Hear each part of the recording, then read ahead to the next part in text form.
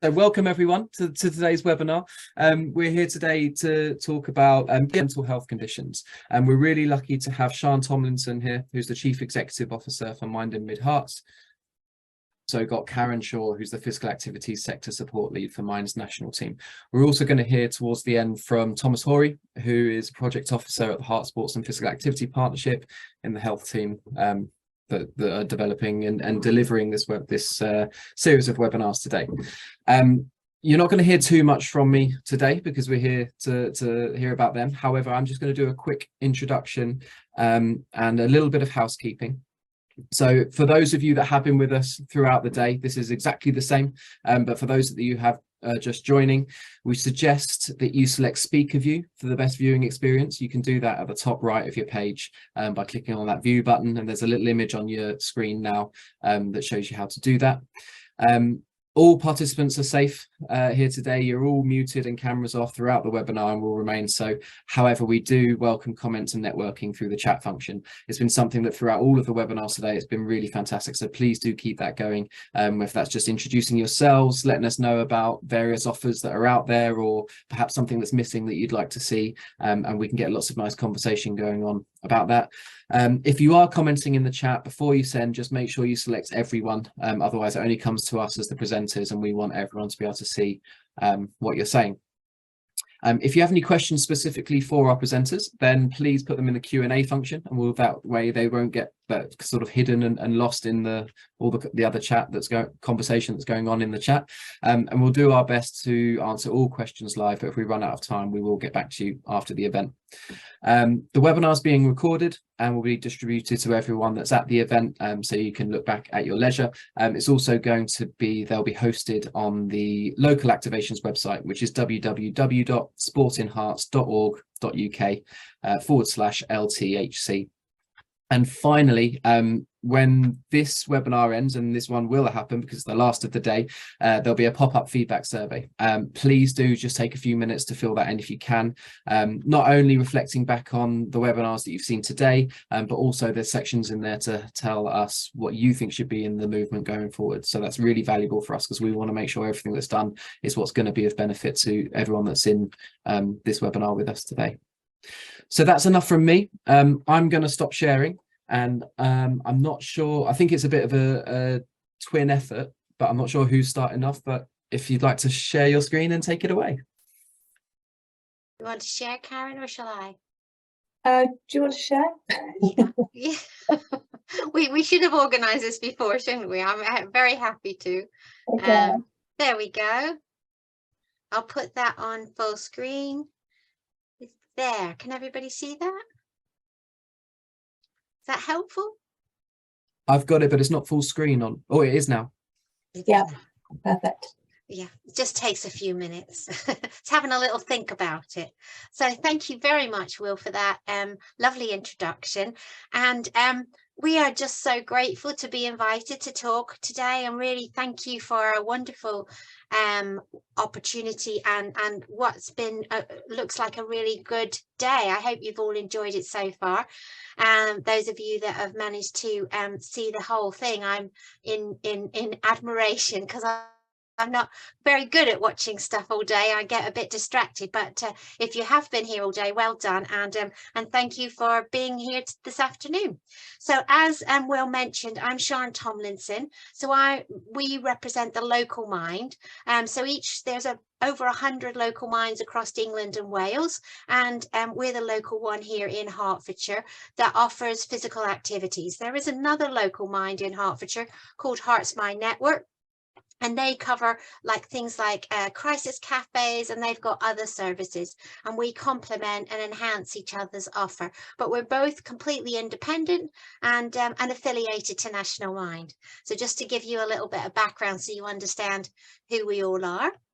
And Will asked me to talk to you a little bit about the local kind of offer, which I'm going to do after Karen speaks, but I'm just going to set the context a little bit about why is a local mind interested in physical activity? Why is it important?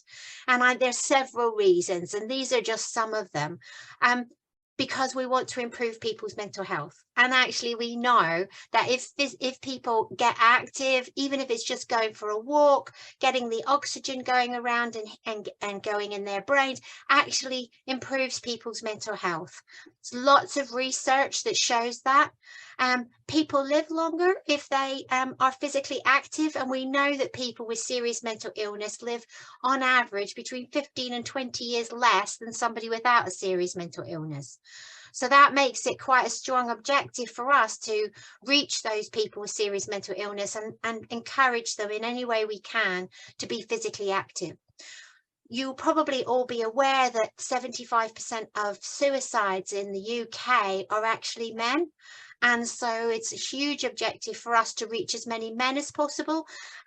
We know that from the research of men who survived attempts to take their own lives have said that if they knew now what they knew, if they knew then what they know now, they wouldn't have attempted their own life. We know if we can get to men, we can really prevent them from hurting themselves.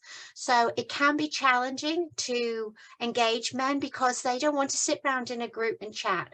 But actually, we've found that if you offer physical activities, they're really keen. And if they come, they're really happy to talk.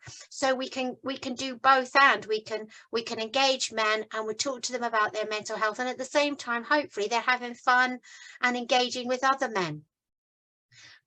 If we can reach people early, we know that it will stop people from becoming unwell. And so we know that if we can get to them in the first few weeks or months of starting to feel low or feeling anxious, then we can stop them from becoming unwell. So again, engaging people in physical activity, especially men, to talk about their concerns, especially with the cost of living crisis at the moment, which we know affects men tremendously. So we know that the suicide rate historically has gone up when there's been a cost of living crisis. So it's really important that we offer physical activities to reach men and prevent further illness and the worst case scenario of they hurting themselves. And the other great thing about physical activity is it reduces social isolation. It's a social thing. People meet people with similar, like, you know, if you come to football or you come on a walking group or you come to play table tennis, the likelihood you're going to meet people who like that as well. And that kind of, you know, mutual enjoyment out of something is social, and they can make friends, and we can reduce loneliness and isolation. And we know there's a national epidemic of loneliness in the UK, and that contributes enormously to mental health. So they're the reasons why we're interested, and that's why we think it's important. So what do we mean by mental health? Just like physical health, we all have mental health. You know, people talk about mental health. Oh, I've got mental health. Well, no, everybody's got mental health. And we want people to treat their mental health just like they do their physical health. So you go to the gym, or you watch your diet, or you think about, you know, what you're eating. All of these things, you go for your regular checkups with the doctor for, you know, blood tests or whatever you need. We want people to be as vigilant with their mental health as they are with their physical health. So if you've got a mental health, if you've got, you know, anxiety and it lasts for more than a few weeks, or you're feeling low and it lasts for more than a few weeks, don't ignore the signs and symptoms. As I mentioned earlier, early intervention makes a massive difference. And mental health is just the same as physical health. You might have a headache, you might feel low for a few days, that's fine. But on the other hand, if that starts to last weeks or months, you know that it's not fine anymore and you need to ask for help. So just like physical health, mental health is on a continuum, and it can be anywhere from feeling well, feeling empowered, reaching your goals, having great relationships, to actually having an acute mental health problem and needing medication and perhaps admitted to hospital. And all of us are on that continuum, moving up and down all the time. And that is my bit. I'm going to hand over to Karen now, and I will change the slide for you. And hopefully I'll preempt you needing a new slide, but if you can remind me, that would be great. That's fantastic. Thanks, Sian.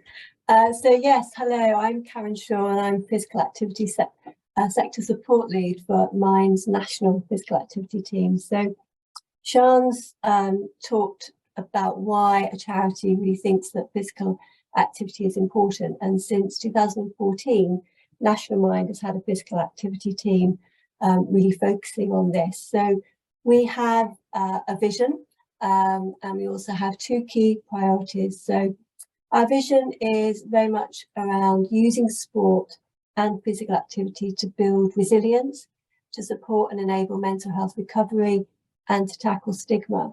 And it's also ensuring that healthy relationships with physical activity really form part of that wellbeing support, and reducing that inactivity and tackling those inequalities. So the key ambitions that we have is really to embed mental health across the whole of the sport and physical activity sector, but also to embed physical activity across the mental health, what we call ecosystem, so the whole of the mental health sector, and use it as an engagement tool and a kind of mechanism really for delivering mental health outcomes. So we know, as Sian said, that physical activity can support our mental health, and some of the work that we do to support that is providing resources. So you can see some of them up here on the slide. So we do resources to help coaches support the mental health of their young people, so lots of tips. We've also got a mental health and physical activity toolkit, which provides guidance, templates, good practice, and how you can adapt your activity if you're a sport provider to actually support people with mental health conditions. We've also got research and reports, and we've also got the Get Set to Go recommendations on there, which Sian is going to talk about later, and I know that we're going to provide the links to that after this. We've also got tips on how you can develop a healthy relationship with physical activity, and I'm going to talk a little bit more about that. And also we've got our mental health awareness e-learning module. I dipped into the last webinar, we were talking about training, so that is a 2.5 hour, 3 hour e-learning module that's really helpful for coaches to know how to support people with mental health problems, but to be honest, it's absolutely really helpful for anybody who wants to know how to do that. We've also developed a model to really help the sector embed mental health, so that's the sort of consultancy arm of what we do. So also, I don't know if we can just go back one slide, we've got specialists who lead on the work with us. Great, thanks, Sian. So we've been working with the EFL, so we had a partnership with the English Football League. And what was great about that was that they had the Mind squiggle on the back of their shirts, and that really generated a whole load of conversations about mental health. So by kind of exposing, by talking and showing, talking about mental health, we can really create those conversations which can help to remove that stigma. We've got a partnership with Essex and also with McLaren. And we're also working with the Association of Colleges and Sports. And again, that's really building on work with young people, and the squiggle, the Mind squiggle, now appears on the back of their shirts of all the national rep teams. So again, it's getting that awareness out there. So moving on to really what we want to know is, how can physical activity support mental health? So next slide, please. Thanks, Sian. So how can we support physical activity? So how can physical activity support? So just moving on from what Sian talked about, we know that being active can improve mood. Exercise can release endorphins. Now these are sometimes called those feel-good hormones, and that can really lift the mood and give us more energy. We also know from research that it can lower the risk of depression, and studies have shown that regular physical activity can really reduce the chances of experiencing a period of depression by about 30%. We also know it improves sleep, so taking part in any sport can relieve tension, which hopefully would lead to a restful sleep, but also it can make you tired, so you're actually ready for that sleep. It also manages stress, anxiety, and sometimes when we get those intrusive thoughts, physical activity releases cortisol, which is that hormone which helps us manage stress. So being physically active can actually give our brain something to focus on. So for me, I know when I get nervous, when I get anxious, or when I have low mood, if I actually take part in physical activity, it gives me something. So I play pickleball. Actually playing that and actually playing those shots means that no other thoughts can actually go through my mind, because if it is, I'm just going to miss everything. So it helps us to focus. It helps us to be present. And it also increases self-esteem. Sian talked about the social aspects of that. So, you know, exercising, learning new skills can really help us to feel better about ourselves and improve our mood. So just want to give you, ask you really sort of a couple of questions on about how much time do you think we actually need for our mood to improve with physical activity. So on the next slide, I'm just going to ask you a question, and you can put it in the chat if you want to, or just think about it yourself. So how many minutes do you think you need to be active to increase your mood? I'll just give you a couple of seconds to have a ponder. So is it 15.09 minutes? Is it going to be 30 minutes? Is it 46.27 minutes? And yeah, I agree. Well, is anyone brave enough to put it in the chat? So okay, I'll put you out of your misery. If we can go to the next slide, please. Got a few now that are saying A and B. We've got a few coming in. A's and B's mostly. Okay, brilliant. Okay, thank you. I think you all know about physical activity, I think. So the answer is, that's it. It's actually only 15.09 minutes. So we know this was research that was carried out by ASICS last year, and they undertook research which found that only 15 minutes and 9 seconds was enough to lift our mood. And they used an app to measure that sort of before and after taking part in that physical activity. And I think what it shows is that it doesn't have to be, you know, an awful lot. It doesn't have to be far and fast. It can just be, you know, a few minutes to actually help lift your mood. And that's great. I think Tom said that fits with his own experience. Okay, so we know that physical and mental health go hand in hand. And it's now, you know, pretty much well established that physical activity can have those benefits. And yet, I think it's really important to know that despite that, many people with mental health problems actually face barriers to getting active. And that can range from that fear of actually about physical appearance, being intimidated by going to the gym, maybe finding it hard to even get out of the house. So if you're running activities for people, it's about thinking about how do we upskill coaches and how do we upskill volunteers kind of across the sport and physical activity sector to help break down some of those barriers.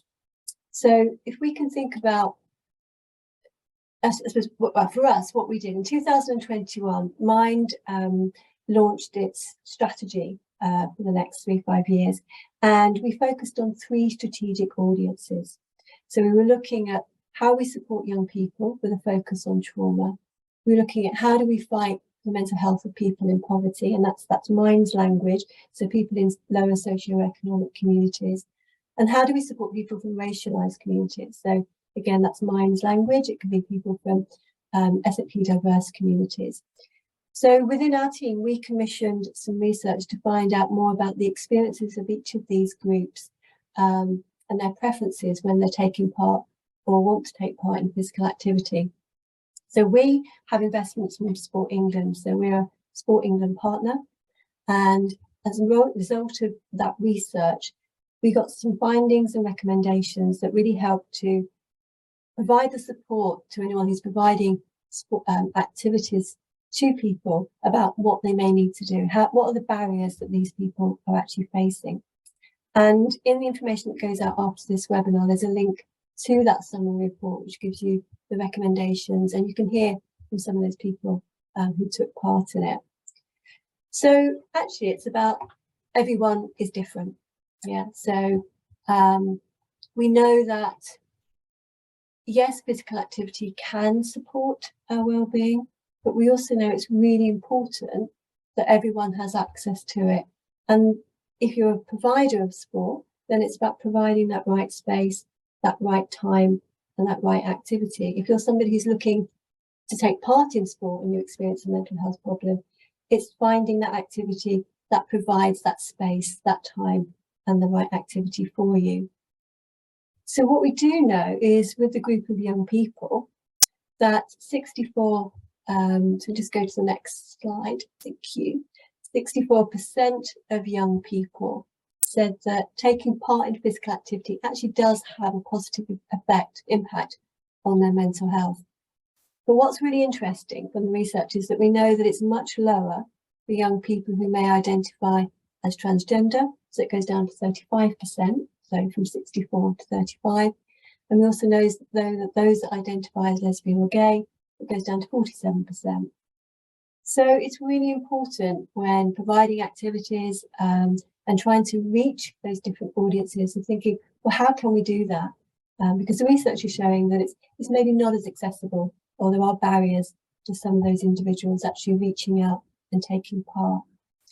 So the research also found that role models, such as sport coaches, can play a really important part in reducing that stigma and actually normalising that mental health.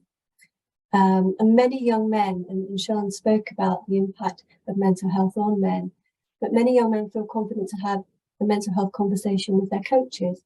And they may not want to have that conversation with their parents, their guardians, or their teachers. So that's why it's really important, if we're providing sport for somebody who's got mental health problems, or for anybody, that coaches know how to have that conversation and know how to signpost if that's needed. So we've got lots of resources on our website, and again, the links will be in after this webinar, about how your coaches can be upskilled to provide that support. So as it's thinking about, do your coaches, do they have the skills to support those young people? If you're a young person wanting to access sport, checking, if you're actually going to try that sport, is there support available if and when you need it? So, coaches, volunteers, leaders play a really important role in supporting young people's mental health. And when I refer to the resources, we co-produce those with young people. So we ask their input when providing those tips and resources for coaches to use. So the other group of people that we did some research about was people living in poverty. And again, I'm very aware of language. It is the language that Mind uses. As I say, it's people in those sort of lower socioeconomic groups. And we found that 82% of people who do take part in physical activity in this group say that it does improve their mental health. And what's interesting is that walking and jogging are the most popular activities for people in this group. And I think, the reason for that is that it's a low commitment. It's a low cost usually, although I've maybe questioned that with running sometimes, certainly how much you can spend if you're running. But it's also quite flexible. You can do it when you need to. And many people living in poverty said that, physical activity often, though, is the first thing that they drop when maybe they're faced with other things that actually become more predominant in their life, like finding the rent or paying for food, or physical activity will then reduce at that point, or even stop. So we know, and this is what I think is really important, is that there are many barriers to people in this group to using physical activity. So again, it's thinking about how can we remove those barriers. So the barriers that to think about are, often it's the cost. So how much does an activity cost? And also the anxiety triggered by social situations, and fear of being judged can prevent people from accessing physical activity. So again, it's, how welcome can somebody be made to feel when they join your activity, or if you're wanting to join, finding out how you'll be supported or welcomed when you do start that activity.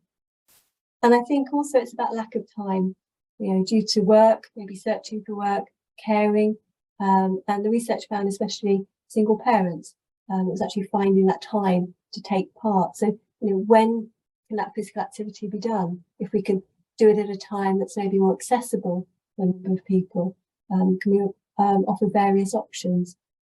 And also it can be hard to find suitable activities, that are free or low cost. I think Parkrun is a really good example of a free activity, but we know that Parkrun isn't suitable for everybody. So it's finding those other sort of activities that may be useful. So again, just being aware of those barriers, whether you are somebody wanting to access sport, how can you overcome them? can the activity you want to engage with help you to do that? And if you provide it, you know, how can you then actually overcome those barriers for those individuals? And then just going on to the third group, which was, as I say, mind language of racialized communities. We know that nearly 90% of people from these communities said that they do take part in physical activity, but they do it on their own rather than in a group. And again, walking is the most popular activity, and that's followed by jogging, running, yoga, Pilates and Tai Chi. And I think this is an interesting one. These have got low barriers to entry. You know, they are a low cost, but also they can be done in your own space, in your own time. So it's an interesting one that people from these groups in the research that we undertook wanted to choose these activities to take part in. But it's also about allowing safe spaces to have a conversation around mental health. Very often, if you're taking part in a physical activity, things like walking football, it isn't labelled as mental health. So you avoid those barriers such as stigma. And often, you know, for women, it may be actually joining a particular women-only group, and then actually it's the conversations you had when you're taking part, or even after the activity, that can actually help to talk about mental health. So it's again thinking about what activities can be provided, and how are they labelled? How do you describe them? And also, I think what's really important when we're looking to try and engage with different communities is thinking about the cultural and religious norms, because they can deter people from engaging. So, for example, just thinking that Ramadan is coming up towards the end of this month, and that's a period, obviously, there is a period where people taking part in Ramadan won't be eating. So it's thinking about, hang on, with that, how can we provide an activity that's going to support that? People, individuals that may have traditional dress codes or commitments to evenings or weekends, so you can attend mosques, synagogues, churches. So again, it's thinking about timings of activities. So just to move on, everyone is different. I think that's, you know, I'm going to put it in a nutshell. That's really what we're saying, that we're all different, each and every one of us. And when you're providing an activity, it's about putting the person really at the centre of that service. And it's also about involving people with lived experience of mental health in designing those activities. And I know Sian's going to talk about the Get Set to Go programme, which really utilise that.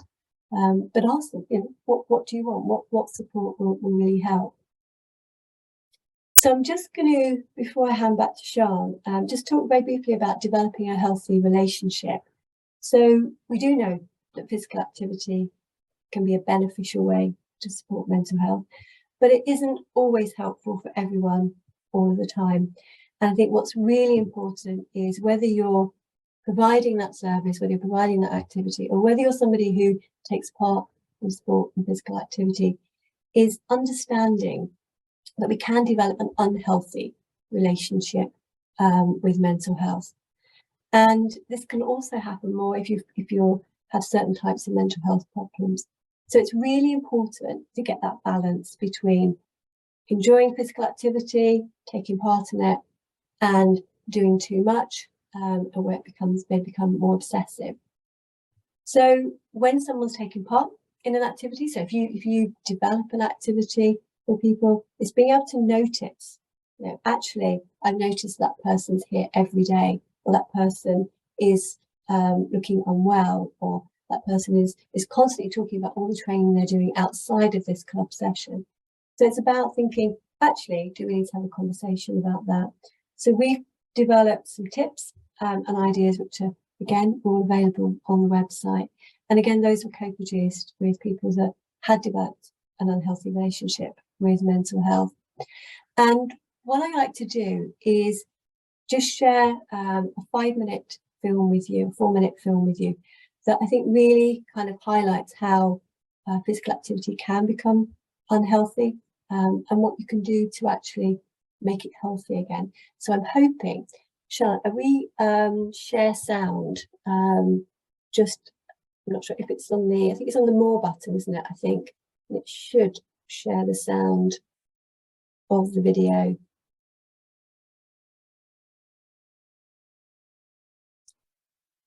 Does that work? Oh, you're mute. Oh, give it a go. Yep.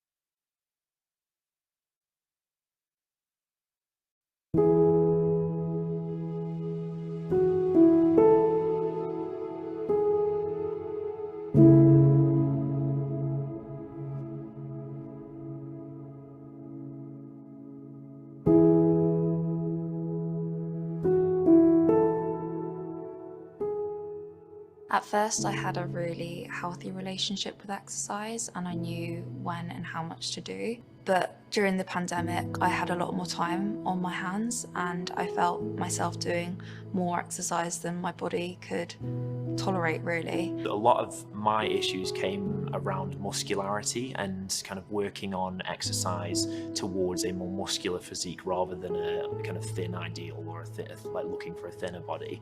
I came to sport through a journey of discovery.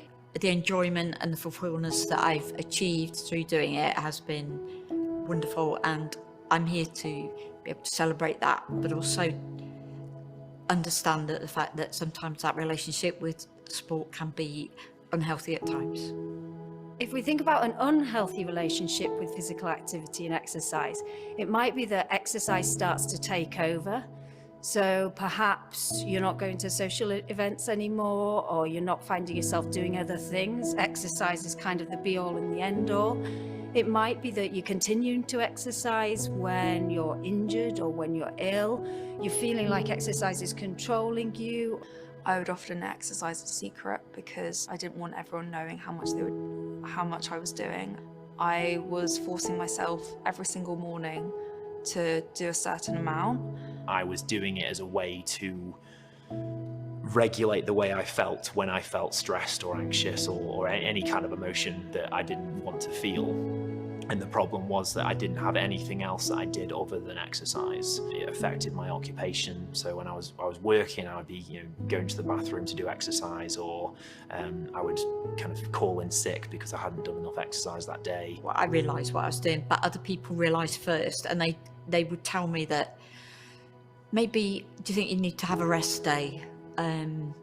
That's the first biggest thing, that I wasn't resting. I would do some exercise, whatever it was, every day. A healthy relationship with physical activity is where it's integrated in your life. It's really important to be flexible and adaptable in your approach. Life will always get in the way, and as much as we want to follow a strict training regime, we do need to think about, sometimes if there's a social event on, it's okay to miss a day or perhaps rearrange your schedule. And it's really important to listen to your body. Rest days are particularly important because rest is actually how we build more muscle. I don't think that it matters how much exercise it is in terms of time. It's more to do with how much your body can do, how much feels good for you. We had a conversation about how I would actually realistically try to reduce the amount of exercise that I was doing, rather than just stripping it away from me, because I think if I had it stripped away from me, I would have just wanted to do it more and more. But by reducing it and making slow progress with trying to reduce it, that's what worked for me. Working on my self-awareness and mindfulness is a big part of it. So trying to recognize when I am depending on something or when something is a compulsion. But that's really difficult, and I think it's something that a lot of people who have issues with exercise struggle with, is recognizing when do I want to exercise and when do I feel like I need to exercise. And I felt that my addiction is exercise. It's helped me with my confidence. It's helped me with relationships with people. But there are limits to that, and I still have to learn those limits at times. I'm still trying to figure out what a healthy relationship with exercise looks for me, what I want to do within my voluntary work and my relationships with my family, my friends. I think that's what I'm trying to prioritise over exercising, and trying to figure out other positive coping mechanisms. I feel really just excited for my future.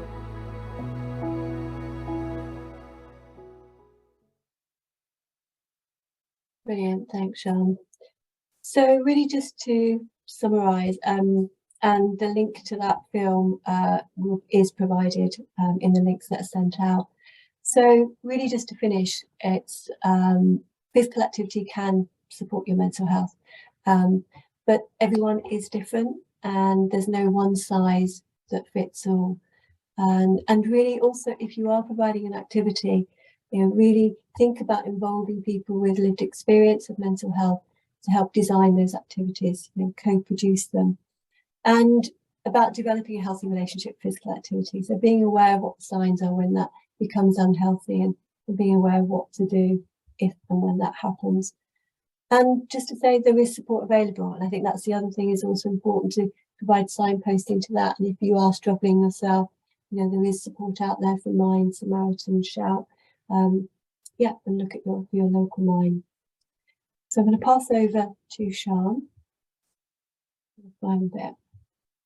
Thank you. That was really helpful. Thanks ever so much. Really set the context for everything. Well done. And we have had a question from Marta. I don't know if you want to pick that up, or whether I should pick it up as part of my bit here. It's a question: how do you motivate people who struggle with anxiety and depression to attend group exercises on a regular basis? Yeah, I mean, I can do it briefly because I think it is covered by what you're going to go and talk about. But I think for me, if you're a provider of an activity, then it's really about thinking, how can we ensure that person feels welcome? So, if they're coming into a club, can you do a sort of video to show them what it's going to be like before they get there? This is what you to expect when you come in. If somebody's just about to join, telling them that you'll meet with them maybe on a one-to-one basis or be a small group, let them know exactly what to expect. I think sometimes this isn't possible, but having a space where maybe there is a bit of a quiet space that someone can go if they find it all a bit overwhelming. So it's thinking about, what can we do? And in the toolkit that we have, which again, the link is going to be provided, in that toolkit, it talks about how you can provide activities for people with mental health problems and give some techniques like that. But I know, Sian, you're going to talk a lot about how you've developed the Get Set to Go program as well. Thank you. So I'll come back to that question if that's all right. And we've got another question coming up now. Shall I come back to that, or is that urgent? Okay, actually, if you have a look in the chat, Karen, that might be a question for you.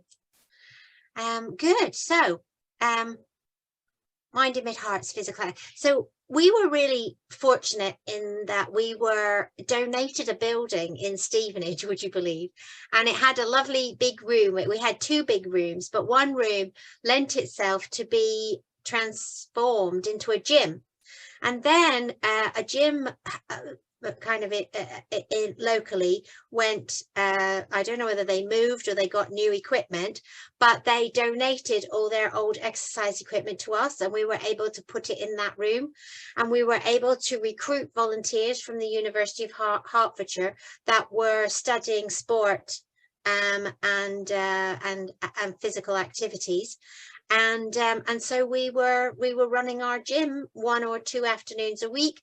And what we found when we asked people, why this? And they said, well, because I don't have to look at anybody. I can be on a running machine, or I can be on a walking machine or rowing, and I can talk, but I don't have to look at somebody. And I thought that was really interesting. And when we had case examples that showed that often people would start very quietly and really not want to engage and talk, but then as time went on, they opened up more and more and built their confidence. And I think, to answer Marta's question, I think it's whatever works for the individual. It's about little steps. And so, where somebody might be starting in the walking group and then might move into doing something a little bit more energetic. And it's something of what Karen said around, maybe we'll meet with people on an individual basis and build their confidence up before they join the walking group and before they move on. So it's sometimes just really appreciating its little steps. And, it might be that somebody just wants to come and observe the football before they actually join in, just to see that it feels like a safe place, no commitment, just popping along and having a look. In 2018, we identified that we were not reaching as many men. Our ratio was about 60% women, about 40% men. And National Mind were working with Sports England and had done an enormous amount of work in the research of why physical activity was important. And they developed Get Set to Go with people with lived experience. So it was all co-produced and co-created.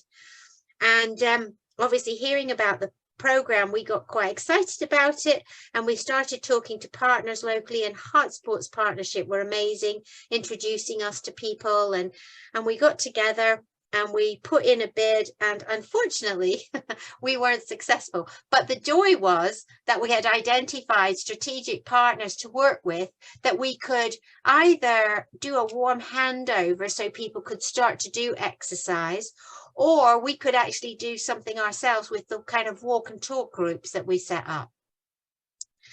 Luckily, in 2019, there was a phase 2 of the Get Set to Go funding, and we were successful with our new partnerships. We developed a program. We had swimming, football, yoga, cycling, walking groups, gym classes, and online classes. So unfortunately, as we all are aware, in 2020, you know, the pandemic hit, and so all of the in-person stuff we were doing had to stop. But we had a lovely partnership with Stevenage Football Foundation, and the lovely Hannah, who might be here, I don't know.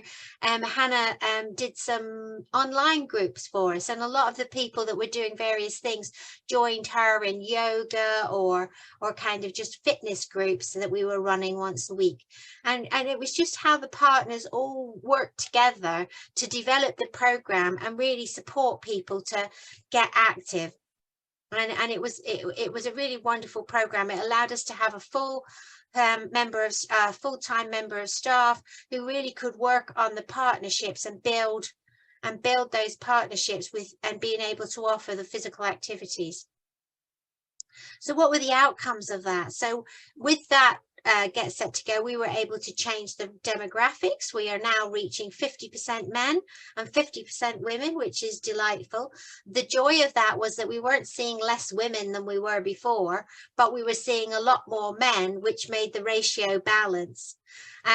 We were able to train. So one of the things that National Mind had developed was sports and physical activity for training, mental health awareness training, and that was designed and created with people with lived experience to give physical and sports coaches the real confidence to talk to people. Because one of the things that I think came out in the research was that people said they went to the gym and just felt so uncomfortable they never went back, or they went swimming and they felt so uncomfortable they never went back. Whereas actually, if there's somebody there who's warm and welcoming and really encourages them, then the chances are they'll stay. And that was a really key part of Get Set to Go, was to train local people in Hertfordshire that were offering sports and physical activities, and we trained over 80 in those 2 years. And you'll see a little picture down here. This is Callum here with the beard. He was our sports and physical activity Get Set to Go coordinator, and he now works for Heart Sports Partnership, which is a nice little full circle he's gone. And then these were some of the people that joined him. I mean, at one point it got so full that we were kind of struggling a bit. We had over 18 people, and actually we felt that 12 to 15 was probably the maximum. And then just to give you, I think these things always come alive when you talk about a person who had enjoyed Get Set to Go and really benefited. So Duncan joined, originally he did the swimming group. That was the first thing he did. And then he was delighted that we were doing football sessions with Stevenage Football Foundation. Stevenage Football Foundation, part of the funding was that we had a football coach. and he loved Stevenage football. I mean, he was a great fan and member of the club. And he told us when we first met him that he was experiencing anxiety, depression. He had some physical health issues. He was diabetic, and despite all of that, with his nerves and everything linked to his anxiety, he was brave enough to join the swimming group. And he found, as the weeks went on, that not only did his physical health improve, he lost weight, he had better control of his sugar levels, but also it was a significant improvement in his mental health. He was feeling a lot less anxious, a lot more confident. And during lockdown, he kept coming to all the online groups to stay fit. He was a real stalwart of all the work that we were doing. And he was the one that was, you know, stayed with us all the way through, which was really wonderful, because, you know, the lockdown was particularly difficult for people with mental health issues. So when it was key, because they kept their friendships going, and then we were able to resume the football in September 2021, and he was straight back and joining the group, which was wonderful. And there's a little quote from him at the bottom, just thanking everybody, because he will talk. He's given talks, and he's quite an ambassador for Get Set to Go. So I think, unless there are any, oh, there's 5 questions. Let's have a look. Oh, Callum's on the call too. Hi, Callum. That is lovely. So, have I answered your question, Marta, around how we keep people engaged? And I suppose it's really about also not being too worried if people don't come for a week or two, and just allowing them to keep joining and not kind of feel like they've missed something and they're not welcome back. But it's really just encouraging them. So maybe a quick call from Callum if they didn't attend, just to say, oh, we're just wondering how you are. You know, no kind of you know, risk of them feeling like they've missed something and somebody's cross with them. We've got one other question, Sian, in the Q&A section. Okie dokie. Oh, it's actually. Oh, I don't know why I can't see it anymore. I think I answered that one. Oh.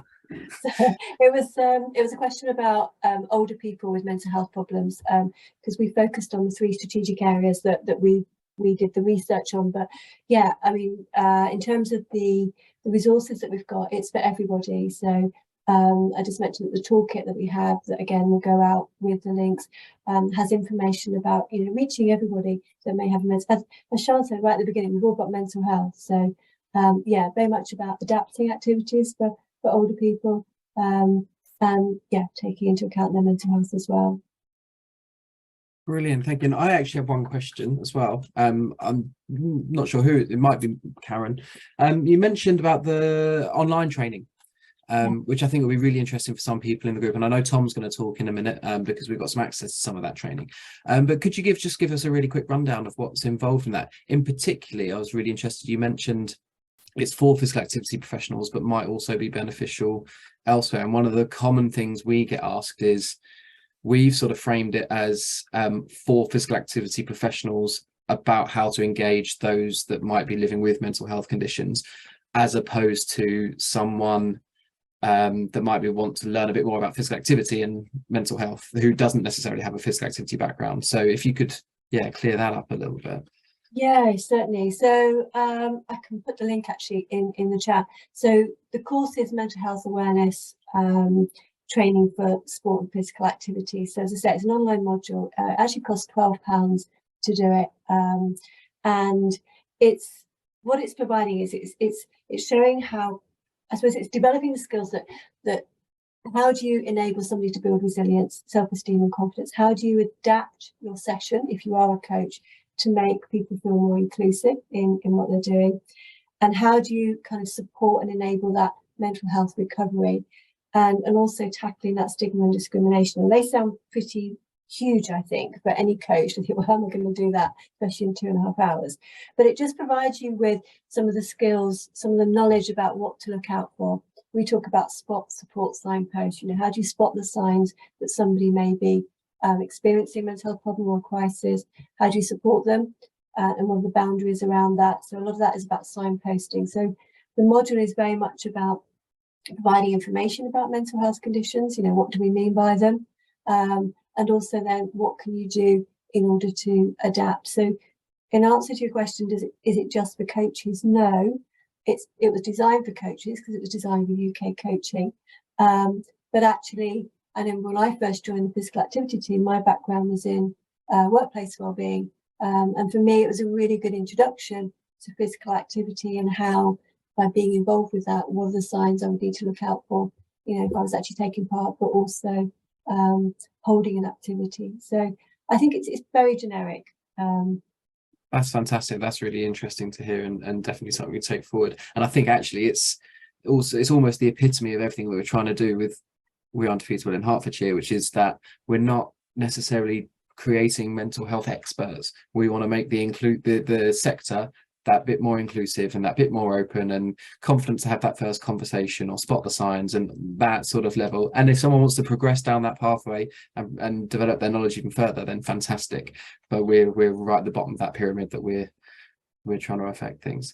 Yeah, absolutely. And just to follow on from that, I think you know, very often I think we're all sometimes scared to have that conversation. If we notice somebody might be in distress, or we notice someone is behaving differently in whatever it is, they're quieter than normal. You know, sometimes you can feel unsure because you're worried about what are they going to say? How am I going to cope with that? How am I going to manage that? So yeah, things like these courses, some of the tips that we've got on the website can actually, and we're going to be producing some other resources later on in the year, can just give you that reassurance that it's okay to have that conversation. I think signposting is key. Absolutely. And I think it also provides a really nice segue into our next little bit, because Tom's going to talk to us. And I know whilst there is a cost on that training, Tom might have an avenue for anyone on the call that wants to do the training without paying for it, because we've got some funded opportunities. So Tom, do you want to? Yeah, I'll hand over to you. Yeah, no worries. So I'll come on to that in a minute, but first of all, I just want to talk about another upcoming conference that we have. So if today has kind of piqued your interest around physical activity and mental health, we're running another conference which will take place on the 29th of March, and the plan for that is for it to be in person and virtual, so it kind of offers a bit of flexibility. I know we've had some great networking within the chat today, but nothing's quite the same as getting together in person and having those opportunity to network with colleagues and see what's going on. You might have noticed on the screen there as well, it's the East of England conference.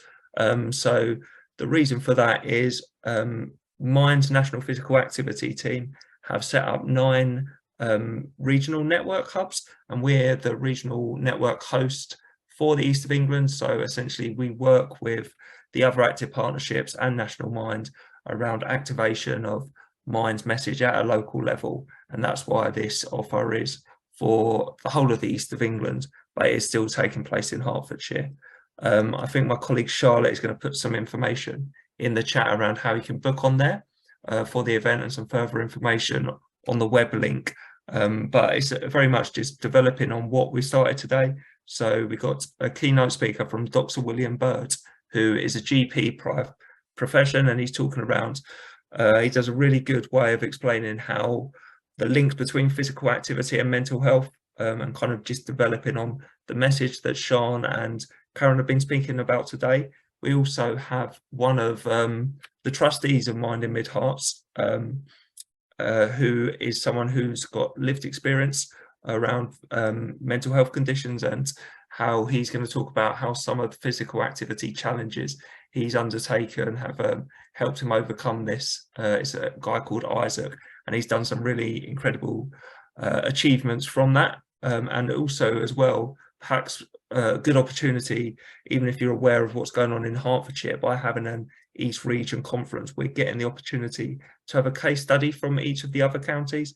So each county will be bringing a case study, talking around some of the work that's taken place within their county, and it's quite diverse what's going to be included there. So we know there's something around supporting children and young people within the holiday activity and food programme, some work with local minds such as Mind in Mid Herts, which Sean has been talking about, but yeah, that's the details for the conference there. And if you have any questions following this, then you can either email me with the details there or kind of just ask them now.